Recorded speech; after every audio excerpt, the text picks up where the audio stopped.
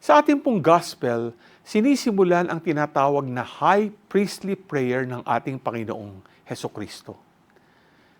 Sinasabi ni Jesus na dumating na ang oras ng katuparan at ipinapahayag na niya ang kanyang identity. Gayun din naman, pinapakilala ni Jesus kung sino ang kanyang mga alagad. The disciples were those He chose to belong to God. Sabi nga sa gospel, they are yours and everything of mine is yours. Jesus says this not only to His disciples then, but also to all of us. We are not simply believers, but we are His.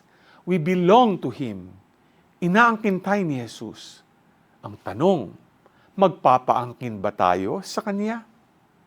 Ikaw, handa ka bang ibigay mo ang sarili kay Lord? G ka ba?